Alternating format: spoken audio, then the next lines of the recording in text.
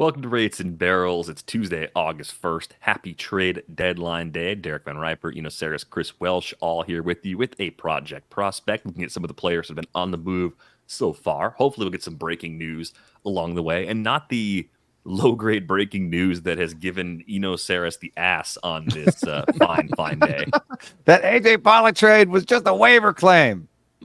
Grr. Don't announce that as a trade. Keep that to yourself. They could get a player to be named later or cash back in the return sometime down the road. We don't know how much money or which player, but there will be something going back the other way eventually. So it won't be a waiver claim in the long run. You think? I wonder if it would be like a Visa card too. They'd just be like, listen, we got like a $200 Visa card we got from Fry's or Safeway, and here you go. This is for I hate AJ those Pollock. too, because you can never spend every dime off it, and you try to keep using it, and they're like, that's been declined. You're like, oh gosh, I guess it only has like $5 on it. Yeah, and then what are you going to reload it? Pay another $5 to reload those things? No. No, just bring them to Target. They always work at Target. They always take whatever's left on there, all your spare gift cards. Thank you. That's a good tip. Yeah. Okay, I was so happy to find that out. I feel like nothing else we say will be as valuable as that tip that I just gave everybody right at the beginning of the show. So hopefully with the bar set appropriately low, we can exceed some expectations. Let's start today with a 1-for-1 trade that went down on Monday. Perhaps depending on the list you look at, highest ranked prospect that will get moved at this deadline.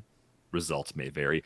Kyle Manzardo gets flipped to the Guardians in the Aaron Civale trade. Now, Welsh, Kyle Manzardo has put up great numbers everywhere he's played in the minor leagues up until this season at AAA Durham. This seems like a pretty smart buy low for a Guardians team that has plenty of pitching and could use someone that can come in and mash on the corner potentially for the next half decade. Yeah, as soon as this trade went down, I kind of just was like, what? Like, all I did for a little bit was this is the biggest what of the trade deadline. So yeah, this might be the shocker, one that we didn't expect. So the whole time was just like, wait a minute, hold on, what's going on here? Because I think there's like three things at play. First off, there is the actual performance of Manzardo, which to your point, it's down. His strikeout rate is up. His batting average is way down. This is the first level he has ever hit, not only under 300, but he is almost like 100 points lower than last year. He's only hitting 238. Not good. The power numbers down compared to 2022. The guy had in 63 games in just high A, he had 17 homers. He's got 11 in 73 games here. So you see that underlying stuff, underlying stuff still in play for him. Hard hit. He's pulling the ball. He's not hitting ground balls. Line drives are still there. So that's in play. So there's the performance. The second is Aaron Civale this good? Like, is this the value on a pitcher with 2 more years of service time? Understandably thinking like, okay, the Rays have been decimated with injuries. Spring's out next year. This gives them control. Maybe they can figure out the stuff. Okay. The third, and this is the one I've been sitting on, is what do the Rays know? And that's what I can't get out, because we've said it a whole bunch. When the Rays get rid of somebody, what's the deal? Because they tend to hold tighter than most organizations on their top prospects. You could also look at that the other way and say, what do the Rays know about Civale? Like, do they think they can unlock another level? Because Civale has this year been good at suppressing barrels and homers, but his home run rate is like a half of what it was been for the other 350 innings of his career. So you could just say it's all been luck, and that's part of like number 2 to me. Like, that's kind of part of the, like, is Civale better than, and so that could be the point. But I just think also, and again, this is me, this isn't with the organization, but like with Manzardo in what we have maybe a perception of Civale, I was like, could this trade have not been done with like Jonathan Aranda and another piece? And then you keep one of what is valued as a top prospect. So I keep coming back to what is the thing that has changed of concern with the team. Back in spring, there was already concerns about where they would play. If you guys remember, I was with Manzardo in February or March or whatever. Maybe it was November at this point. I got to spend some time with him. And he had told me that the Rays at that time asked him to pick up a third base glove. Because they were going to, maybe try to find that Rays flexibility, and even joked about how when he was getting drafted, there was talk of him being drafted as a second baseman. So they were already exploring what are other spots we can put him in. I think that's a big part of it, because if you look at Aranda, like his glove is terrible, and he might end up at first base, but he's still playing second. Yeah, and there's flexibility there. So I think ultimately I agree. Kyle Manzardo, this is a great buy low for Dynasty because the Rays got rid of him, and we're all kind of like, oh, okay. The stats look bad. The surface level stats look bad. But I think the underlying stats look great. I mean, a 112 max exactly. And a 49% hard hit, like that doesn't tell me his power is gone. Highest line drive rate of his career, lowest ground ball rate this year, fly ball rate is in it, and it's well, I mean, I guess it's getting a little bit well known now that some people are tweeting about it. I personally am not into doing it, but Commentator has been dealing with some stuff all year that I think could really weigh somebody down mentally. So you just take all those things into consideration and go, this is a buy of a prospect right now. But I just can't. There's for really until like he hits the ground running. I'm gonna have this little thing in the back of my head of like, what was the Rays? What was the Rays like? What do they not like? What was the thing that didn't fit the organization? Have you watched them a fair amount? Because the one thing that worries me is that the fly ball rate last year in AA for Manzardo was 55%. Like, could he be a guy that has a hole at the top of the zone that minor league pitchers can't exploit, that when he gets to the big leagues, his strikeout rate is going to balloon? I think so. He also has a come down, like he has kind of like a come down approach where he can hit under a little bit. I would probably have to, guess what? I'm probably going to get a whole lot more now that he's going to be in Arizona because he was an East Coast guy and he's hurt right now. So he actually might come out here to complex level to kind of get settled, maybe rehab and then go up. But I kind of speculate with where you're going is I think he does attack the lower zone really well, that maybe there's going to be that, Nick Gonzalez esque thing we see with a lot of these prospects. Swinging strike rate, like he has a good bat to ball, like it can't be that bad. Yeah, I don't think any of it's that bad. That's why if you look at his career, this is the anomaly. This is the anomaly year. Yes, it is at the highest level, but this is not even just like kind of an anomaly. It's aggressively. We're talking 320, 310, yeah. Blah, blah, and then now down to 240. To me, that's not. I know some people will look at that and they'll be like, "Oh, this guy just was washed, figured out or something." I look at that and I go, "Oh, this is the learning opportunity. This is the first struggle that he's had." So I'm not ready to give up. That's why these are guys that I would target. We'll see what the Guardians do organizationally. I think he's probably primed to go to the AFL now with the missed time he's had moving organizations. They can see him here. So, he's not a guy this year. If that's the other thing, he's not an option, I think, in any circumstance. Obviously, they've got Bell and Naylor, but I think he will take it slow, probably hang at complex, go at AFL. We'll see if he works at any spots like the Rays had talked to him about. Josh Bell, I believe, is a free agent, and then he'll probably be an early option next year, especially if whatever mysterious concerns we might have are gone. They got to get rid of Bell somehow. Yeah, well, I think he's a free agent after this year. No, he's got an option, and he'll probably pick it up. Ooh, it's his option. Ooh, dreaded. Bell's probably going to pick that up, but maybe they can trade him and eat some of that money to get him Manzardo up. But on the Civale side, I would say this: Civale Stuff Plus has on the curveball is the best in baseball, and second is Tyler Glass now, so they already have some experience like buying a big curveball. The other thing that I've noticed is, Civale's had a slider that is Stuff Plus likes, but he doesn't use it. And I think the reason is it looks a lot like his curveball. So he's had a hard time differentiating like something that's between the cutter and the curveball. And I would say that if there's any organization that could teach him like a gyro slider or like another type of slider, it would be the Rays. They taught Drew Rasmussen like all of his breaking balls. And he has like 3 breaking balls. You know what I mean? So like they've had real success taking guys who have one really good breaking ball and adding multiple breaking balls to it. Do you think that's a next year change though? I don't know. I mean, maybe, yeah. Like Civale has thrown the slider before, so it might just be as much as like, hey, try this grip. This is Drew Rasmussen's gyro slider. Like, try that. Because that would be great. Because if he was cutter, gyro slider, curve, I think he would have a little bit more to offer and maybe get those strikeouts up. I saw a lot of people wondering if like they were going to unlock him like Zach Eflin. I mean, that's kind of what the Rays do and kind of what you're alluding to. And that was the big assumption in the people that were defending, like, why would they trade Manzardo? They've taught some pretty good split fingers too. And Civale has a split finger that doesn't rate that well. So maybe they'll just find a different alteration to a split finger. But I mean, this, like, take a guy with an elite single pitch that also has command and has some other pitches. I think that's what teams love to acquire. That's why I was like saying Michael Lorenzen is an interesting pickup, because it's like he's got all these pitches. What if you could tweak one of those pitches and he's even a little bit better, you know? Yeah. I think there's a lot here. I think Civale having multiple years of control left, that was a big part of why the return was so good. 100%. Yeah. I think. Is it overvalued though? Because the Sam Moll trade, I think it was overvalued, years of control. I don't know. I think that was just, here are two players that are probably not long-term big leaguers. Let's just trade them. They're very different in terms of why they won't be long-term now, big leaguers. You might need one later. yeah, exactly. So I think that's a consideration. I do think it's interesting that, at least for now, with a few hours, 6-ish hours before the deadline, Jonathan Aranda is still in the organization, because I thought he was the most likely player to get moved. If he stays with the Rays through the deadline, this is a good thing for him in Tampa Bay, although it's still kind of crowded, even without Manzardo, because they extended Yandy Diaz. That was the big surprise a few months back when they decided to make that commitment. They've still got Curtis Mead. They got a guy. Yeah, Mead can move around a little bit. There's more potential defensive value with him than there is with Aranda, who seems to be just all bat, not much glove.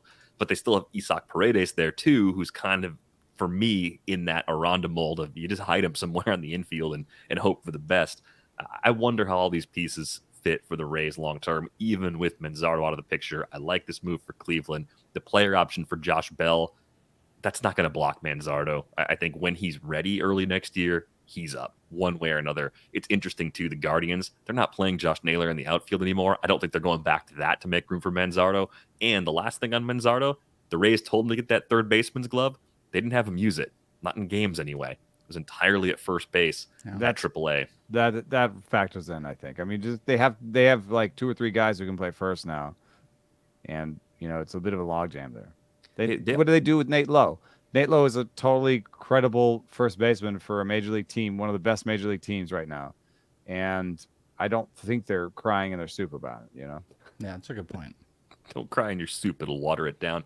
The Rays optioned Taj Bradley to AAA in this flurry of moves too, and it's been a disappointing rookie season overall. I still like him a lot long term.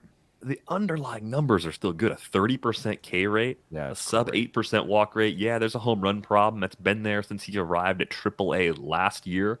So yes, there are some things he still needs to work on, but there could be a good buy low opportunity in keeper and dynasty leagues right now, given these initial struggles with Bradley. So, what is it that gives you confidence that Bradley will make the adjustments really eventually unlock it all?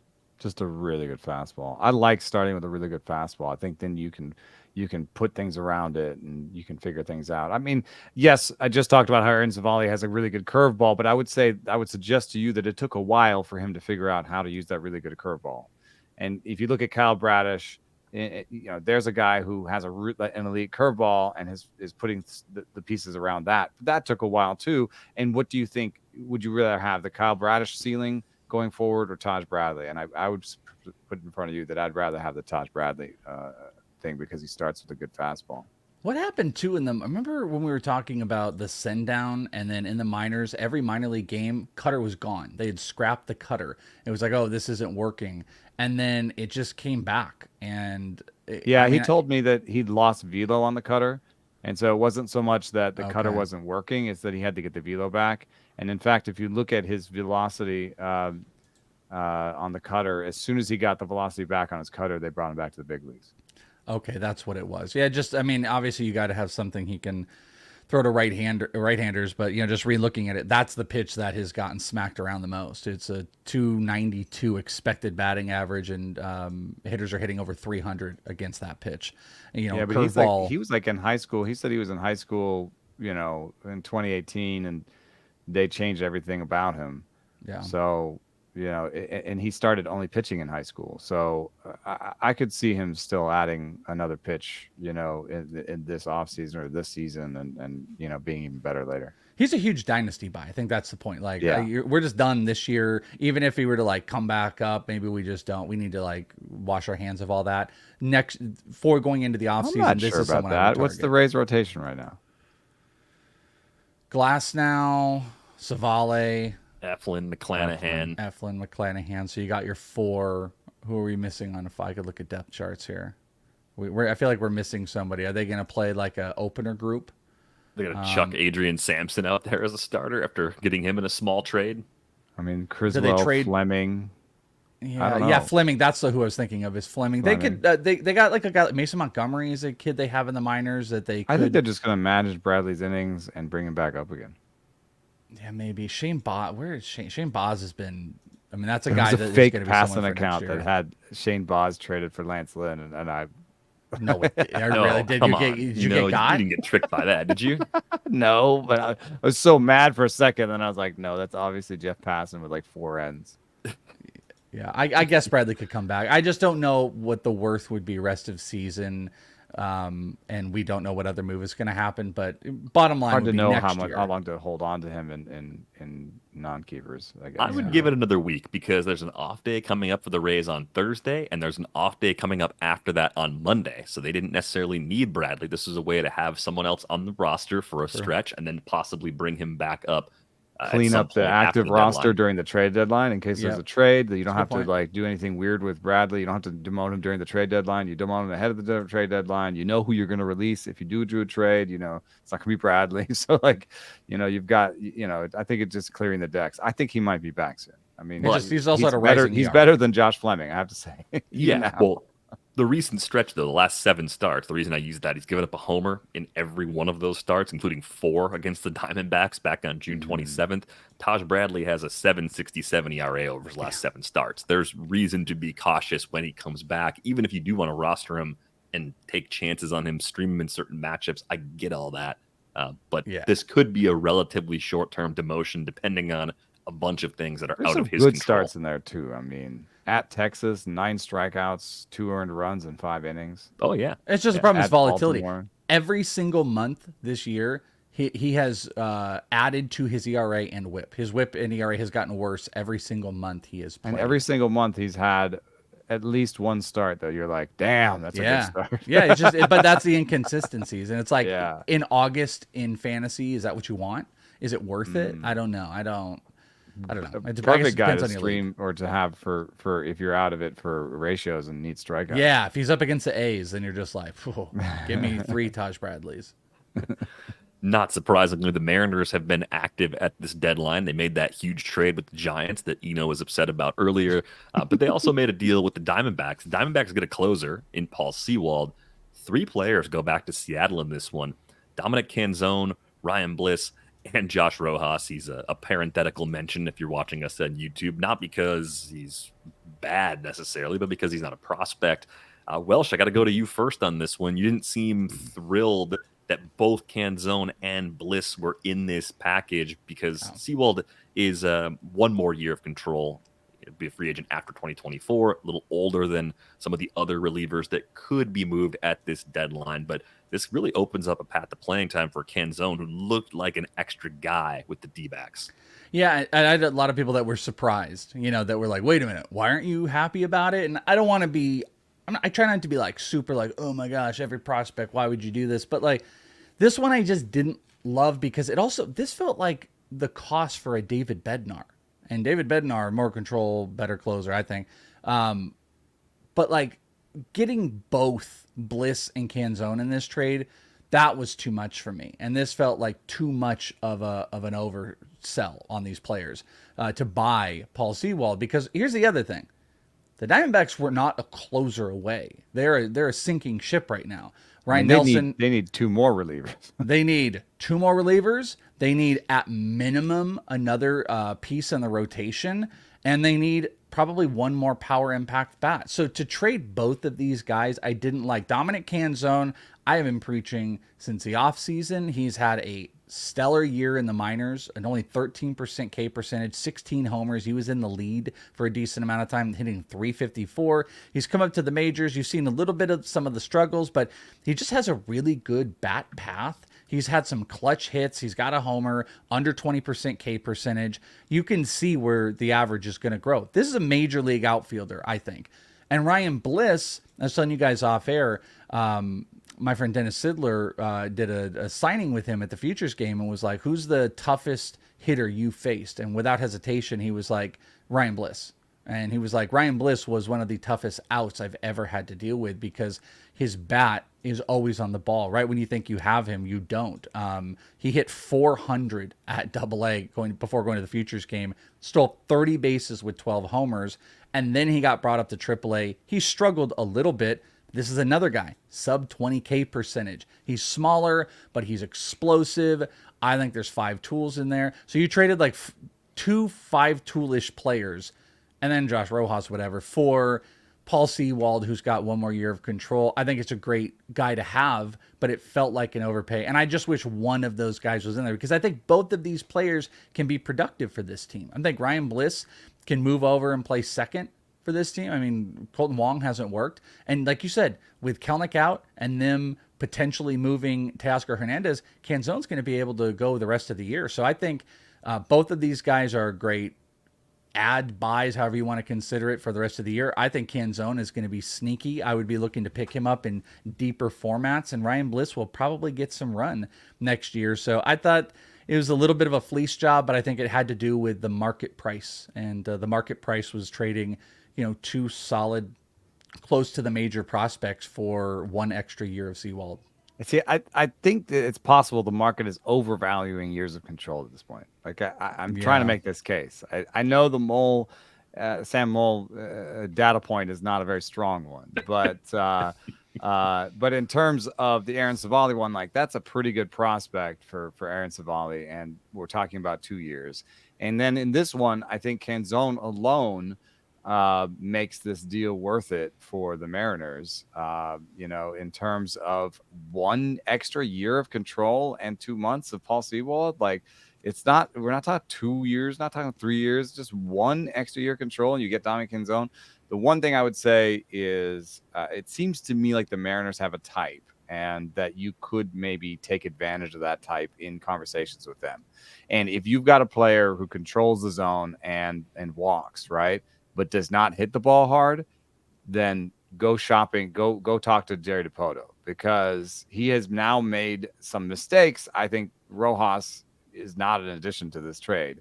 To prove this, almost, they replaced Rojas with Jace Peterson a second later, and I don't think they took a step back in that role or whatever it is, And then secondly, Bliss gives me a little bit of that same feeling. He's hit a ball. The hardest he's hit a ball is 108 in AAA, 20% hard hit rate. And outside of this year at AA, Bliss has had poor ISOs. And the other mistake they've made that I think is in this mold is Abraham Toro. So, I feel like there's a little bit of a trend emerging there where it's like, oh, does he have a 10% walk rate, an 18% strikeout rate, and a league average ISO? You don't talk to Jerry Dipoto. But the one that stands out for me that keeps me from saying I don't like this trade is Canzone, man. Yeah. He hit a ball 113 in the minors. He's hit in the majors. He's hit balls hard, good hard hit rates. And those are better than 18% strikeout rates. He's got 13 at a 10 in AA. And so I think Canzone is the guy I'd be most excited about in this deal. And what do the Mariners need? They need to lengthen their lineup, and they can use it anywhere, and they need a replacement for Teoscar Hernandez. So, if Canzone gets playing time the rest of the year too, I think he's just a sneaky pickup. He's just a sneaky pickup. Maybe they're going to bet him 7 or 8, but I don't know. Depending on how they bust out this roster at the trade deadline, they're not only just opportunities, but like maybe even moving up in the order type opportunities could be out there. So he's someone to really keep an eye on and how. Well, help me manage my team here. I've got a 12 team, a dynasty where we've got a minor league list. I've got some minor league stashes, but I need to rebuild a little bit. I'm in 6th place. I'm in the playoffs, but not doing that great. I have Austin Hayes, LFRF, and Alec Thomas, CF, and Jorge Polanco I just picked up after I made a trade. Would you drop any of those guys for Canzone? I would drop Thomas for Canzone. I actually kind of thought that the Diamondbacks might consider moving Thomas, which would have been one piece to help Canzone get more playing time with the Diamondbacks, because there was a rumor that Thomas was someone the Tigers really liked, and the Diamondbacks clearly needed to look at pitching in Eduardo or Michael Lorenzen. And I thought Thomas would be going there, but though there's some similarities. Like Alek Thomas, we've seen how bad that game has gotten, even though he can put up some big hard hit stuff. I would rather have Canzone, especially now in Seattle. 273, 784 OPS, 3 homers and a stolen base for Alek Thomas. Yeah, but I mean, also up and down in the minors, they let Dominic Fletcher, they let Canzone have time. Alek Thomas's calling card is the defense. He definitely can put some offensive numbers up, but I think Canzone's offense is already above Alek Thomas's. Thomas will just always have playing time because he's like a Gold Glove type of defender. But how about you? That's just me. I think the Thomas drop would be justified. I think this speaks to the stark contrast between fantasy value and real life value. Yeah. I think if you consider something like the Welsh was saying, where you'd say, oh, let's trade Alek Thomas in a big league deal, that he's probably much more valuable from a big league perspective in the eyes of all GMs, most GMs. I think we get caught up in that sometimes, but it's keeper and dynasty. Like that's the difference is Canzone gets a shorter window to prove he's a good big league hitter than Alek Thomas does because of his defense. That's where the defensive context matters so much. So, Canzone's realistic runway to be a regular is probably these 2 months plus next season and maybe some of 2025. Is that a fair statement to make given his age and sometimes it's corner nice outfield to limitations? Have a short runway because you're just like, okay, then I can drop him. It's Cooper, get off the potty, dude. It's the streaming thing, whether it's like for pitchers or you playing fantasy football, like having a guy that you can just kind of interchange. Like sometimes you'd freeing yourself of having players that you're more comfortable interchanging in. It can help you find those diamond in the roughs than being like, man, I just can't get rid of this guy and I can't get rid of that guy. Like, I just don't think Alek at this point is someone that's like a must. I'm surprised neither of you said Austin Hayes. I think Hayes has shown underlying skills this year, similar to what he did 2 years ago, right? The barrel rate's close to 10% again. Orioles lineup's a good lineup. There's a lot to still like there. So if there's a drop there, for me, it is Thomas for all of these reasons. Thomas kind of points me back to a question that we've kicked around on a few different occasions on this show, and it relates to what we talked about yesterday with Luis Angel Acuna going to the Mets. How much power should we project for young age to level players in the upper levels of the minors who aren't showing it in games yet? Yeah. Like it's supposed to be there. It's there in the scouting reports. It's there because of BP. It's there because of max EVs. All the reasons it can be future power. Sure, that's fine. But how much should you realistically expect? And then timing, of course, is everything too. Players, they don't develop all in the same timetable. So you have that as a complicating factor. But I don't know. I keep going back to something you said yesterday, with Ozzy Albies. He didn't show a ton of power coming through the system, but I'm going to continue to assume the underlying numbers of contact quality weren't off the charts good for Albies, given body type, given that he's a switch hitter, given all that stuff, and what he did in the big leagues, right? Yeah, we wouldn't have looked at his minor league hard hit data if we had it back then and said, no, it's going to come. Here's the proof. Here's why you should believe in Ozzy Albies. So whether it's Acuna or other prospects who are supposed to have power and don't, what should we be doing and projecting for players like this? And Alek Thomas is part of this conversation too, where maybe the glove carries the playing time for the next 3 years. And we've done this with Ryan Hayes for a while. Hey, great glove. There should be power there. It hasn't happened yet. What do you do when these guys are in AA and you're trying to make trades in your fantasy league or trying to assess the moves your team is making and trying to understand what they're really getting back in the return? I think it's hard, man. I look at ground ball rates. If it's like consistently 60%, then I think that's a big ding into future power.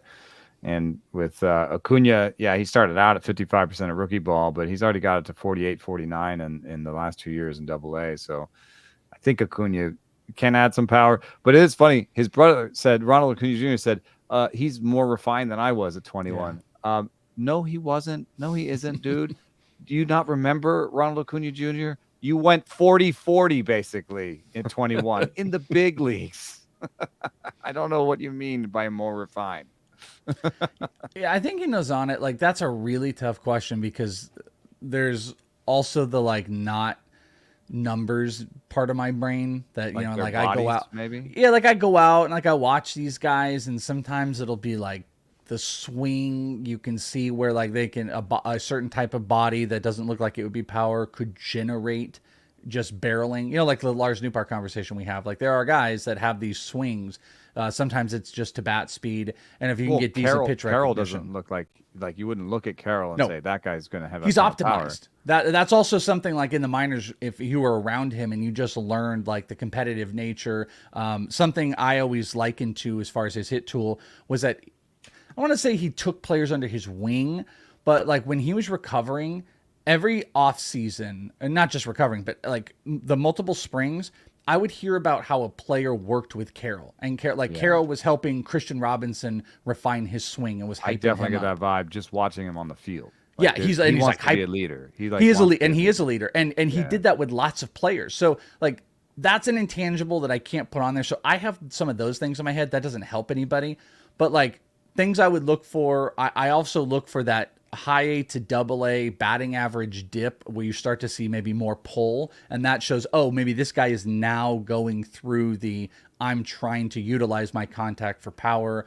I do pay attention to doubles as well, as stupid as it is. Like, you know, there's a lot of missed homers in especially like complex baseball that high doubles numbers with really good contact might be something you can look for future power. When you pair that with like whenever you can get hard hit, whenever you can get low ground ball rates, those are some of the things. But I do unfortunately think they're just intangibles that we can't just look at on like fan graphs that are going to be like, oh, this is how you determine. There are definitely trends that'll get us there, but there are just some guys and some things that you got to hope, you know, there are people with eyes on the players that are going to try to preach to you. You know, it doesn't always work. Like Robert Hassell was a guy that was billed as I'm looking at CJ Abrams' minor league numbers, you know, and, you know, at some point this year, I thought this guy's never going to hit for power. Yeah. And see, I've seen him hit for power, even in complex levels. I've seen the contact. I saw easy power. His very first pro at bat, I was there, Peoria, and he smashed a homer over the bullpen. And it was like, from day one, that skinny kid, I saw the easy power, so I could never get his power out of my head. But he also has never hit 50% ground balls except for his rookie season in the big leagues. And that's where you can start to put some of those trends together. It'd be awesome if there was a perfect formula for it, but there are definitely some awesome tools like Eno's talking about that you can pay attention to, whether it's ground ball rates. Sometimes Hassell has not worked out for Hassell. No, but my point was like Hassell was a guy that was billed as like a high end contact player. He had some real like bat speed aggression in his bat, like kind of like an upper stance. He would really attack the ball. He'd hit some doubles. That was a guy that was like, oh, well, if he builds on that body, if he continues to mature in that body and this bat keeps going, he's going to turn this into power. His body has never matured. He's been nothing but injured. And then he also was traded, between organizations into an organization that I don't know what their track record. I don't know if it's a positive track record of like developing hitters. So everything has ground balls. yeah, to ground ball rate. Yeah. It's interesting when you think about the Nationals. It's like, well, Bryce Harper was 1-1. Bryce Harper was Bryce Harper out of the box. They didn't fix him. Juan Soto, like, how much player development credit do you give the Nats? They found him, but did they make Juan Soto? He was so good at the lower levels, like from day one too. Yeah, so like Anthony Rendon, you know, super polished college bat. He was great for them for a long time. So you don't necessarily have young players that they bought all their pitchers come through. Yeah. With the hitting side, where you're like, oh yeah, they develop hitters well. I think it's a very fair question to ask. I mean, given some of the context, the trade, the injuries, the need for further development physically, that's a lot of things with Robert Hassell that could still change. I mean, you're talking about actual keeper and dynasty buy lows. It seems like this is a fantastic time to buy if you believe in those core skills being good enough, and if you believe in the org. But I think if you're number scouting, especially, the concern you'd have is that the Ks have gone up.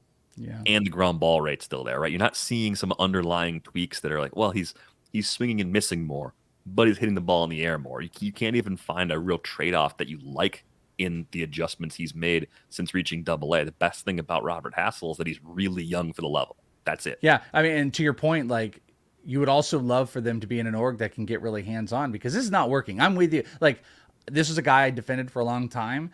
It's just getting worse, it feels like. So there's not much to buy. And then the Nationals, their scouting department is essentially buying what other teams have done. Like, that's what they do. Like, their department is like, who's doing good at with other teams? Okay, let's buy that player. It's not necessarily their own development. So I don't trust, and that's not, maybe that's an overarching thing, but like, I just don't trust that there is something implemented into fixing him. A further question, which we don't probably have time for, was something we all had off air, was how much are any of these organizations in the minor leagues really hyper-focused on the players to get plans of action when there's only maybe a handful, if not less than a handful of players that are really hyper-focused on the development of prospects? When you see a guy that you've invested in like that with Robert Hassell, there should be a plan of action to fix. Let's do something. You know, Eno's 1 point location spot with a pitcher. Let's fix some stuff. And I don't know what that looks like with Robert Hassell. They haven't done it. So that doesn't lead me to have a whole lot of trust that someone like that is going to rebuild it. This has turned into a different thing from Power, but it's unfortunate, but it's getting messier. And those are some of the stats you can look at for trends as Ks are going up, ground ball rates bad. You know, those are things that are telling us a really bad story that has continued over year and year and level and level. I got a question for y'all. I just tried to read this really quickly, but since last Wednesday, it looks like 16, let's just call it 15. I don't know if I counted right. 15 prospects have been traded. Okay. Kyle Glazer has a piece today on Baseball America saying that 1 in 4 prospects in about the last 5 to 7 years, 1 in 4 prospects traded at the deadline makes the major leagues and puts up a positive WAR over at least 2 seasons. So that's a pretty low bar. So who are your 4 prospects that you would like to have out of this deadline? So out of everyone who's been traded so counts far. As one. Yeah, so we got Canzone, Bliss, Manzardo. Who are Tekoah Roby, Acuna. Okay. Are there any hard choices beyond that? Is it just is that the obvious 4? I think it's Acuna, Manzardo, Bliss, and Canzone is immediately what jumps out to me. Am I missing another? I don't remember the other prospects besides like Sagasi, Roby. Who else did we have? Semra Bersa. Nope. Adam Kloppenstein. Nelson Velasquez. Marco Vargas. People were a little excited about Marco Justin Vargas Jarvis. when that David Robertson thing happened. I mean, I think, right, the difference between getting to the big leagues but then staying up for 2 years and having a positive impact is pretty significant. Nelson Velasquez, there's some tools there. Justin Jarvis. I mean, there's some interesting names, but if the idea of this is we only get 4 names that will succeed. Nick Nastrini could be one of those, but if you have to bet that only 4 based on this work is going to go, I don't think it's remotely close that it's those 4. It's not to say that Nastrini, also that this could be a trade deadline, by the way, that breaks that trend. Oh, Edgar Carrero is a catcher. I'm putting him in over Ryan Bliss. Edgar Carrero, yeah, that's because catchers just catchers get chances. top 100 prospect that's in there. I think my picks would be Manzardo, Acuna, Canzone, and Tekoah Roby. Ooh, you like Roby, huh? Roby, I didn't know much about him until he was traded, but reading some of the stuff Eric Longenhagen has about him on Fangraphs, I mean, this is a guy with lots of pitches and command who, if you're number scouting on the ratios, you're probably not on him yet, but if you read the scouting reports, you're going to be really excited about what he might be able to do. I think there's a really good chance he's a quality big league starter based on what everyone's starting to see from him in the upper levels of that system. He's gained some physical muscle too. I've seen him for a couple years, and I told you guys off air, I was at the Rangers facility at the deadline, and Roby was there. He wasn't, at Double-A or anything. He was there throwing a session probably for scouts in some capacity. And he was there throwing, and he looks like he's, added probably like 15 pounds of muscle from where he was in the last year, just weight in general. He's just a bigger-ish guy with a big fastball and some good secondaries. I was a little shocked by the grades. The grades are those are some intensely good grades that even I wasn't locked into, nor had I saw. But a 70 grade curveball is huge. 70 curveball, 55 slider, 55 changeup, 55 command on the futures for Roby. Yeah, and then what I really like is that swing strike rate. That has stayed high, and I like it. Yeah. I mean, good control, too. Good control numbers. Not a gross home run rate so far. His first taste of Double-A. I'm wondering with the innings he's thrown this year, if the Cardinals might send him to the fall league. Yeah, I think that's the very likely. Only because he threw 104 last year, so he wants to get over that this year. Yeah, very, very likely. This is the time of year. I know a lot of people don't care, but you should care to pay attention to the players that get sent to the fall league. Not just because I'm here and I talk about them, but and Eno will be here and DVR maybe. Yeah, I don't remember. I'm going. Okay. It's booked. Okay. Yes. Okay, sweet. I'm back.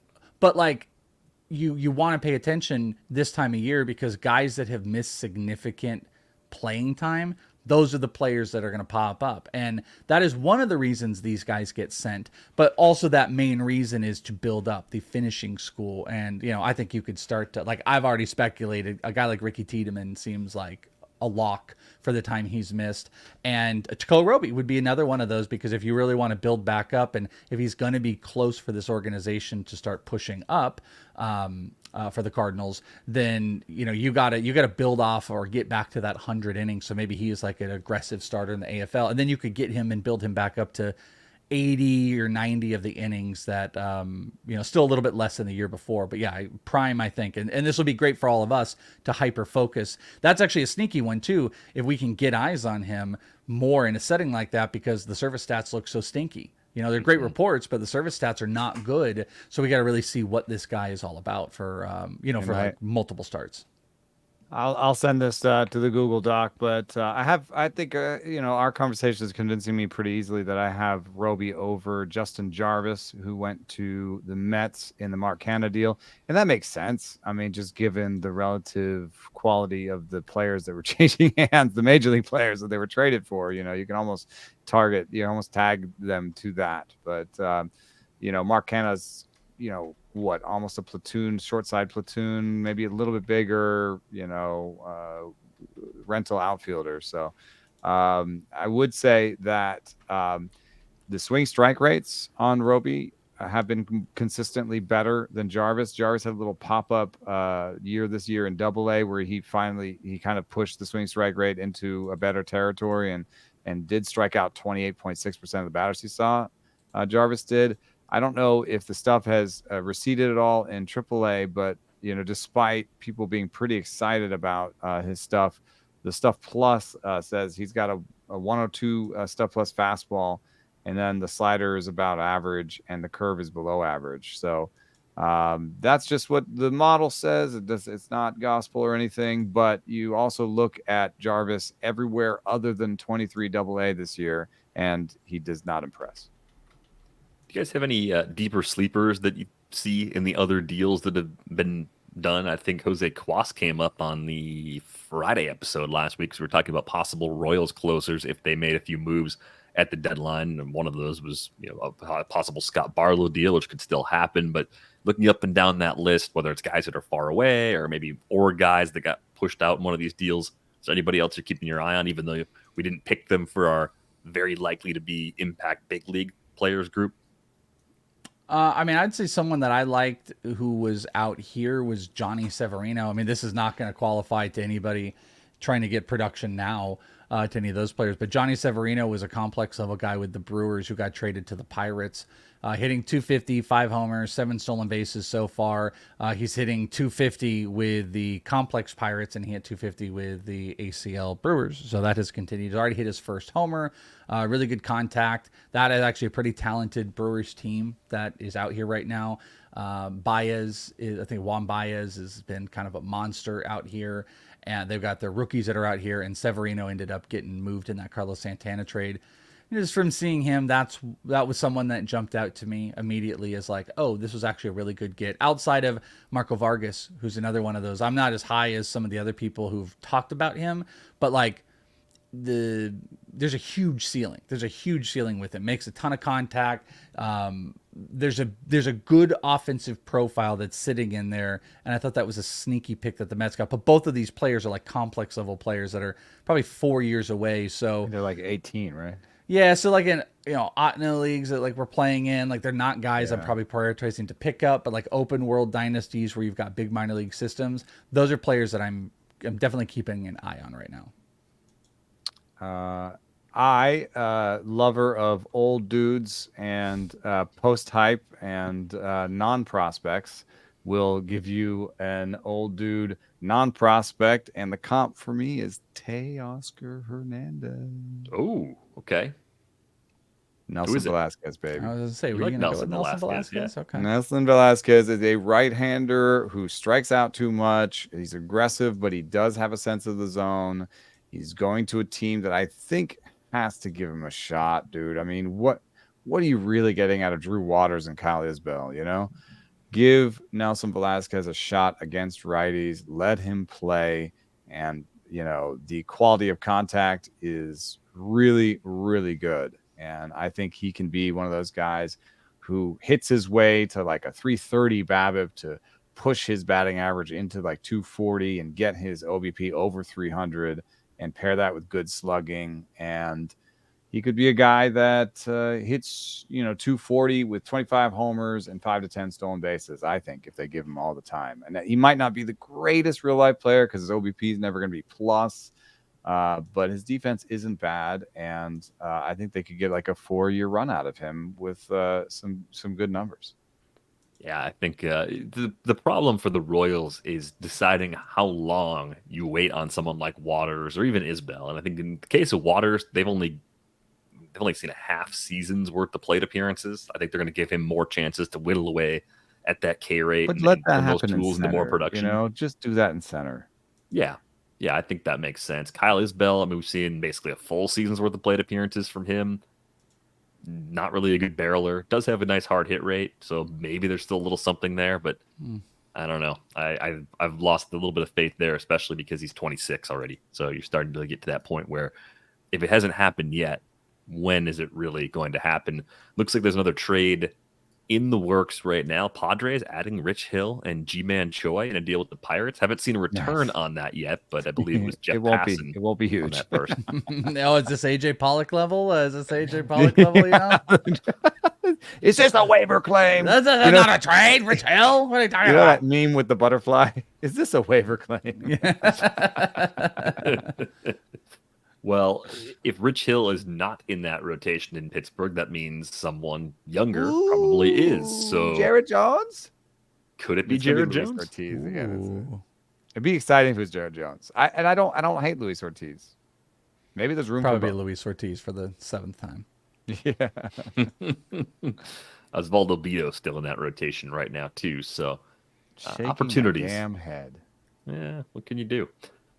I wonder what that return is going to be. It's going to be light, but you never know. Could be some kind of young player again. Could be like another Johnny Severino type, where you just get somebody who's far, far away. Complex level. I mean, they're actually the complex level guys. There's a couple really interesting ones out here. I haven't mentioned this guy yet. I wouldn't be shocked if he was in this trade, but Romeo Sanabria is 20. He's too old to be here, but he was a college guy, but he is absolutely mashing here in complex. He puts up big hard hit numbers. He's near the top of power.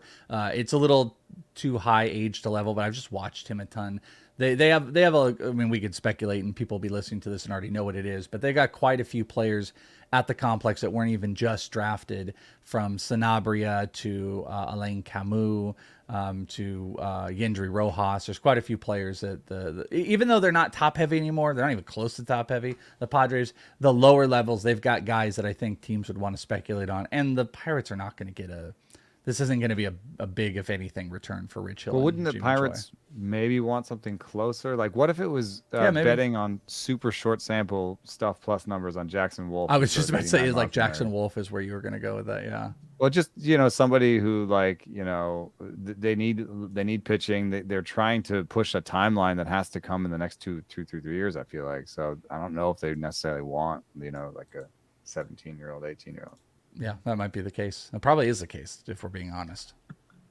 I know this player does not meet Eno's criteria of a pitcher with a good foundation, but Sem Reversa, another player acquired by the Cardinals, he was part of the Jordan Hicks deal. They got him from the Blue Jays.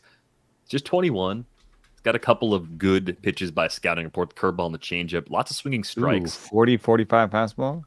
Yeah, the problem is that both the fastball and the cutter are the low-grade pitches, but it looks like he's got the ability to miss some bats, good swinging strike rate numbers, very young for the level so far.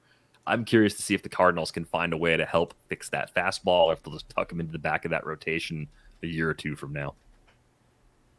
Yeah, maybe there's something the Toronto hasn't tried. Although I will take Toronto pitching development over St. Louis pitching development 100%. Yeah. Ooh, is that a hot take? I feel like that might, is that hot take-ish? Or is that well known? I don't know. I feel like the Cardinals have, I guess recent history on the pitching development has been a little bit but like their overall development has just gotten extra credit, I feel like, for well, I mean, their general manager just came out and said that we have to rethink how we acquire and develop pitchers and think more about swinging strike rate or getting whiffs, so I think smart. Toronto has already made that decision. This is true. Ooh, looks like the Jays could be getting Paul DeYoung too. Yeah, there's a trade rumor out there right now. Says is hurt. Yeah, well, that actually also might speak much worse news to how bad that injury is. But it looks like they're in advanced talks, Blue Jays and Cardinals right now. Yeah, that has some implications on a possible Ottoneu trade that Welsh and I were going to make too. So that's the other, much less important than the health of Bichette. I forgot about that. Bichette. Yeah, well, I think that DeYoung was somebody that I had, ticketed for the Giants, but I think, with how much they're playing Marco Luciano, he's mostly played every game, I think, since he's been up. I think so. And he got batting average up too. I mean, I've been such a hater about all of it, but he's doing some business right now. And, this is a team that is in contention and they're playing him every day. It does speak very well to him. But yeah, it doesn't look like that's going to be the market there. And I don't remember if you said it. I feel like the Giants and Tim Anderson would have just made sense. I think it's a good idea. I mean, because Tim Anderson is not at all like the rest of the Giants. And I know that's weird. It's like, well, wouldn't the Giants have a type and go for that type? Yes, but they have a lot of those types, in terms of guys who control the zone and hit the ball decently hard. And like, you know what I mean? Like Tim Anderson is like not that right now. He hit his first homer of the year. But what about a guy who's like super fast and has like swagger and like could just get super hot and just be a totally different player than anybody else on the team? Like, is that not useful? Yeah, and also Kyle Harrison, just a random thing, pitched last night here in Complex.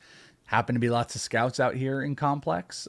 Just saying, there might be. I think that's a Justin Verlander. Like, if they get Justin Verlander, Kyle Harrison is going. By the way, just reported, Jackson Wolf is the main prospect going to the Pirates. So there you go. Yeah, they just reported. Boop, boop, boop. Nailed it. Nice. Yeah.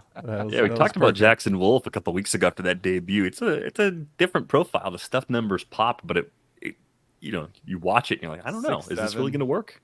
Yeah, and my kids were even like, he doesn't throw the ball hard. No, he doesn't. The Little League kids are talking crap about Jackson Wolf's velo. Hey, he's in the show, so good for him. One mailbag question we can squeeze in unless another trade breaks here in the next couple of minutes. But this is a question from Captain Solo. Fantastic name. Captain Solo wants to know, what's the best way to parse through hype of new draft picks versus older prospects when drafting for a 10-round, 16-team contracts Dynasty League? If I'm looking at Arjun Nimala or Nazan Zantella, how do I compare 15-plus overall pick success development to an older 24, 25-year-old in the early rounds? I'm looking at the Dodgers system with River Ryan or Kyle Hurt, who's insane canine in Tulsa, is very exciting, but his Fangraphs future value is still around 40. So I'm not sure whether to bite into potential development success stories or to go after higher ceilings out of this year's draft, or when to switch over from one to the other. So what's the move here, Welsh? What's your preferred way to go when you're looking at the young guys who are really far away that have just entered the pool versus some of the guys that have taken a step in the later stages of the minor leagues at an advanced age? Well, I mean, first thing I just want to point out, like, he was like, should I take the young hitters or should I take the old pitchers? And so you kind of threw out two completely different type of draft process. So need, you could obviously go need, but I'm going to probably always tell you, like, I want the upside in the prospect game. Like, I think you can have a really bad hit rate of long-term production when you just try to chase proximity only. I'm not saying it doesn't work. Plenty of times when you go for more proximity guys over long-term, you can get some short-term returns, but the amount of like sustainability, I think, gets put into question. So like the other thing is first-year player, I think no one understands how to value them right now. I actually just did a total mid-season prospect mock. We're going 20 rounds with Eric Cross and his crew at the Tool Shed. And I hate doing these sometimes because I get a lot of these first-year player because I think there's too good of values. I got Nolan Chanel with the Angels in the 6th round, and there's 14 teams. So think about that. And he's already at AA. So that was almost a proximity thing, but I was playing for talent. I got Dylan Head, who's first round pick with the Padres in like the 14th round.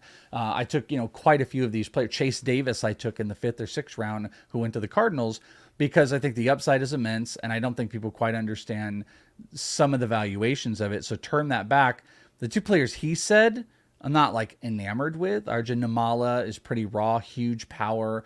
But I think I would still go with the upside over those pitchers. I just might personally have some different names on first-year player. I've already ranked a whole bunch of them, but like I love Geno Grover, who the Diamondbacks took, who put up huge hard hit numbers in college this past year, like average EVs of 95. Just big numbers. He's a big hard hit guy. I like him more than other people. George Lombard, who went to the Yankees. So I'm just bringing it back to say that like these guys, these high end first round talents and stuff in first year player are much more my priority than guys like Hurt. Or I'm trying to remember who the other guy that he River Ryan. River Ryan. Yeah. Like River Ryan's fine, but I think people did the same chase with like Grove and Stone this year, and that's kind of blown up. I want to play the upside.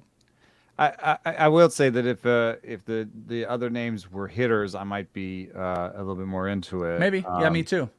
And just to put my number nerd hat on, right now I'm just looking at a piece from the Journal of Sports Analytics from 2022, so it's pretty recent, and it's looking at how teams did in the first round.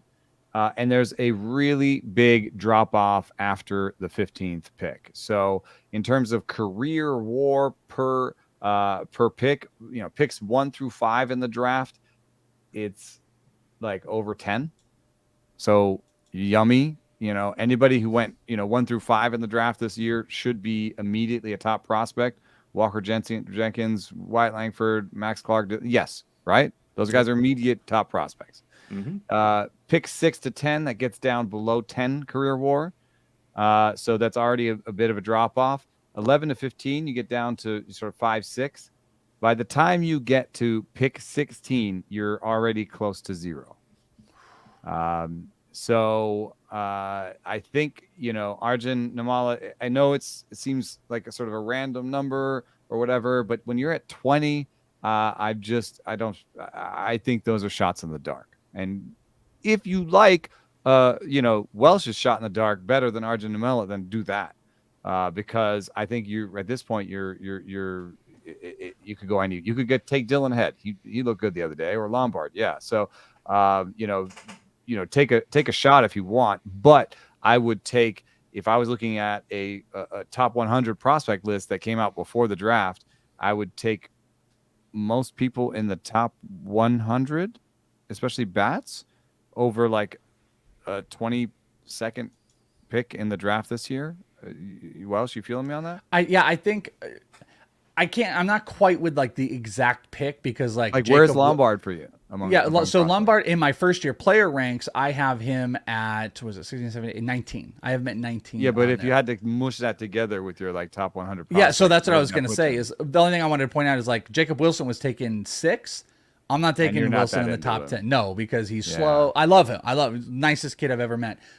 Great contact numbers, but he's slow and he doesn't have any power. So that's why like I just am like the number thing I'm pushing back on. But to your point, how many players do I have in the actual top 100? I've got 11 of the first year players inside my top 100. And I have a couple pitchers that other people might not have. Rhett Lauder with the Reds. I love Noble Meyer. And I might not take Chase Dollander, even though he was the 9th pick in the draft, I might not take him over 100 picks. So yeah, and I don't have Arjun Nimmala until 20. So it's not a hard and fast rule. But if you're talking about a top 10 bat, then I'm super excited. If you're talking about a top 15 bat, I'm kind of excited. If you're talking about after 15, like 15 to 30 first round bat, I'm probably looking somewhere else on a top 100 list. That sort of sorting. Yeah, I get what you're saying.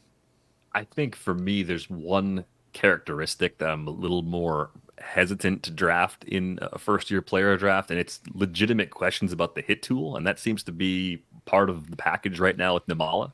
Like, he's so young that he can get a lot better, but he's got it. Have you seen it? He's got a cricket swing.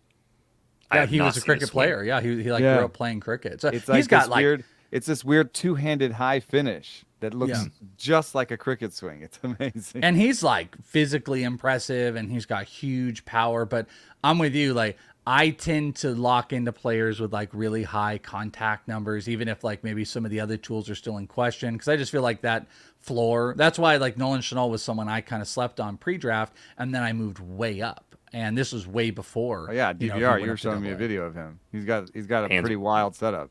He does. He's got, hands are up high, helmet. And it's pretty. I mean, there's multiple guys with some interesting swings. Jacob Gonzalez and all these guys I've seen recently too. But yeah, Chanel is an interesting swing for sure. But he gets the bat in the path every single time and not getting beat. And he's already at freaking AA. So that would be a guy. Matt Olson has a weird setup. So yeah, exactly. Yeah, weird doesn't bother me as much as just the clear swing and miss bat to ball problems. And I wonder with Nimmala too, if because it's an unusual setup, if that kind of weighs into the analysis, if he gets dinged for having that different sort of look. I don't know. His is more about the finish. It's about the cricket finish type of thing. But he's just raw. It's like a two-handed high finish. So the players he specifically brought up here, just interesting because it's like you're talking about a Dodgers system who does great with pitchers that, these guys are getting closer. And but then not every single one of them had great numbers in the minors. No. The Dodgers has come up and done great. So you got that. And then you got one of the most raw players that has huge upside. So like the very particular players he brought up make this an interesting question. I think you could just interchange some pieces to where I'm just going to like answer it's first year high upside all the time if the right players are in mind. And like if he'd asked about George Lombard instead, or I just said yes. Or you could have Colin Houck, who the Mets took, or Nolan Chanel or Brock Wilken. Who's a pop-up bat right now? That's a player development bat. Cole Carrick is a pop-up bat. You want to talk about? I got him hitting his first pro homer the other day. This was at that Rangers game before the trade. He was a catcher at San Diego State, I think San Diego State, and he's the guy that at the draft combine he threw 100 from the infield, and they're playing him in the outfield, and I mean more of like a closer guy, like a player development, like a River Ryan, what's a River Ryan-esque bat? Okay, well, there's Cole Carrick to you. Everyone can have Cole Carrick there. Closer, but like an older-ish guy. Gosh. Yeah, who's like, that has like who's a pop-up, double A. Okay, how about Zach DeCenzo? Or actually, I'll give you. There's two that just jumped to my mind here as I'm looking at my list. Zach DeCenzo with the Astros. There's a good organization that builds players. Zach DeCenzo is AA, 23 years old, hitting .332, 7 homers, 15 stolen bases with the Astros. How do you spell that? DEZENZO. Oh, wow, there he is. So you want to talk about like pop-up, ish prospects. That's a guy. Yeah. Huge numbers. Another one was Joey Luperfido with the Tigers. He's a second baseman. He's 24 years old, AA, hitting .295 with 17 homers, 21 stolen bases. Those are probably more realistically the older, more pop-up, probably need to move up a level, not on a lot of radar type of guys. Now you're putting those two hitters versus like Arjun Nimmala. I think I might have both of those guys over Nimmala. It's right in the same range. Those are guys that might be better bets, especially like DeCenzo with the Astros seems like a really good spot. Luperfido has put up some, he's going to have a 2020 season. So those would be probably more prime bat guys in this conversation. Yeah, and I think the other part of this question was included here. It was, if I go with the strategy of reading the draft room, is it best to count out the first round as everyone goes after their favorite new draft picks? I don't know. Like I don't I think it depends on how sharp your room is. Like some dynasty rooms are not just going to follow the first round picks. Some are going to be really good about zigging away from some of the later first rounders who are, as pointed out, much less of a sure thing to be impact big leaguers or much further away from the big leagues. At least that's been my experience. Well, you want more descent. Yeah, and like the biggest gap for prospect people that do any of this stuff is first year player stuff all over the board. Everybody's different. Everyone's got, I mean, you might not have different top, but you even have different top ones right now. Some people have Skeens, some have Cruz, some have Langford. From top to bottom, the value differential is so and huge. then where you slot those into your existing list. Yeah, it's so different. There's going to be someone that's like, well, Jacob Wilson went 6 overall, has one of the better hit tools. I'm going to take him in the top 10. And then, like, I want to like him, but I don't. From a fantasy perspective, I think he'd be a great real life player. But from a fantasy perspective, I don't want him. And he went 6 overall. That's going to be tempting. So I wouldn't discount anything. Just maybe understand the player pool, because you don't know. I think crazy things I think this first year player could be kind of wild with some of the pitchers that are available, some college pitching and the hitters. There's, some great and don't forget Japan. We might have Shota Managa coming over, and he might be like my number 2 pitcher in a first year player draft. Ooh, Paul Skeens or him? I mean, I'd take Paul Skeens. Okay, I'm just checking. I agree. But I love Imanaga. Yeah. Well, we're going to go. The deadline is a few hours away. So if you don't have a subscription to The Athletic, you should get one now. $2 a month for the first year at theathletic.com/rates and barrels. You can find us on Twitter. Eno's at Enosaurus. Welsh is at the Welsh. I am at Derek Van Riper. That's going to do it for this episode of Rates and Barrels. We're back with you on Wednesday. Thanks for listening.